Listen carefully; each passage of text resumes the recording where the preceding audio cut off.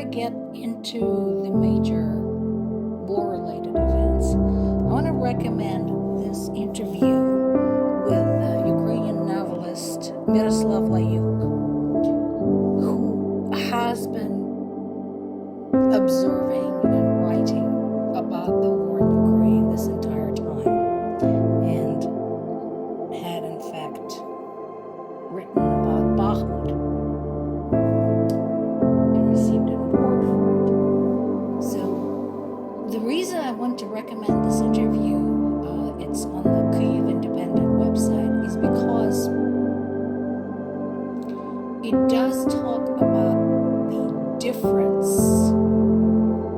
in the tone of war and how it is being conducted compared to the beginning 2 years ago, 1 year ago, and just a few months ago. And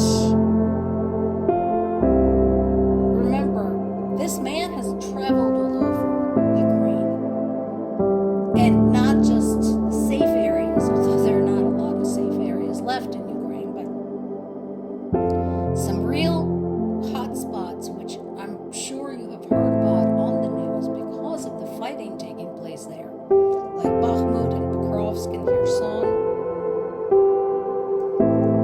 And one of the things that he is remarking on is that while in the past there was still shelling, there was still bombing, there were still drones, it felt sort of dissipated. But now, when you're out there and you find yourself in the middle of an air raid, the impression people are getting increasingly is that they are being targeted, they're being hunted by the drones. We have seen specific examples of that when we saw drones descend upon individual soldiers or individual structures, or that recent horrific example where a drone had executed 2 civilians with a white flag and their dog who were just walking alongside the road. And so I recommend reading this because this is a civilian, a writer, so a creative artist of a sort, talking about what's going on. I think he has an interesting perspective, especially since he has been documenting the events for the entire duration of the war. Moving on to the hot spots, so the situation in Pokrovsk is not getting any better. The weather conditions are not helping. Russia is taking advantage of the heavy fog to press on and have more troops enter the city. There are now multiple analysts who are talking about the potential fall of Pokrovsk. What I want everybody to remember is that Russians have been eyeing Pokrovsk for a long time, have been trying to take it since summer, so for many months now. And while it might yet fall, one of the things that Ukrainian military is doing right now is hiking up the cost to the Russians. And should Pokrovsk fall, it is very possible that, like other cities, towns, villages, territories that Russia's army had attempted to occupy, it will become too hot for them to hang on to.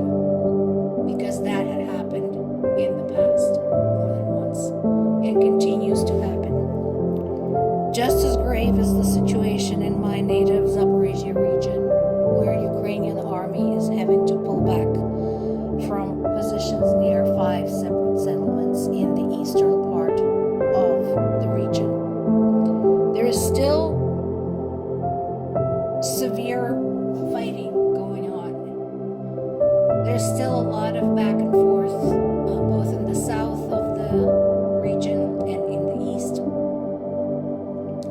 And the regional center, the city of Zaporizhzhya itself, is very well fortified, very well protected. But I can tell you, people of Zaporizhzhya region have no desire to see the Russians up close and personal, which is understandable. So the fighting continues. The situation is made more difficult by the Russians' intensive, very intensive shelling of civilians who live in and near Zaporizhzhia, like my parents. Ukraine continues targeting Russia's oil industry. This time it was the Orsk oil refinery that got hit. Now, Russia's defense ministry did say that they shot down a drone, but as I mentioned before,